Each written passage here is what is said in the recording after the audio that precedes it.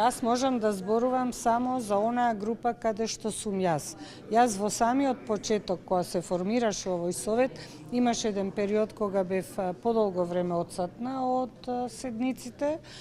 Меѓутоа, дека има проблеми, еве се обидуваме сега да ги расчистиме, да ги детектираме и да видиме што може да се расчисти, се со цел да ефективно како совет допринесеме во она што значи потреба од државата на промена на легислативата.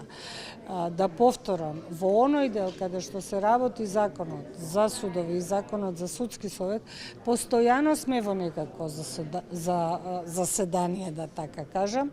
Јас доставувам материјали до кои ќе дојдам, доставувам материјали она што работел Институтот за човекови права или она што јас како личност од некаде имам добиено информации, споделувам искуства и нешто се прави. Каде е проблемот во релациите со Министерството, со владата?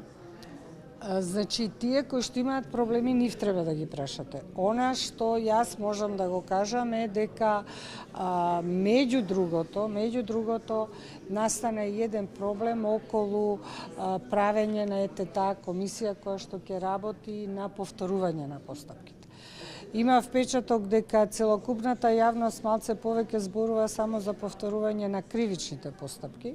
Јас тука не би се сложила, има многу проблеми и во граѓанското право, има проблеми може би и во делот на управната постапка, каде што одредени претходни ситуации се наследени, како и да е прашањето на отсуство на фер судење е предмет на големи жалби и на големи поплаки. И мислам дека тоа треба многу сериозно да се разгледа и сериозно да се пристапи кон разрешување на овие проблеми. Треба ли сега судскиот? Сега во фаза Советот работи само на формирање комисија која ќе се занимава со кривични дела како повторување на постапката диво населе монструм. Тоа сакате да го кажете или?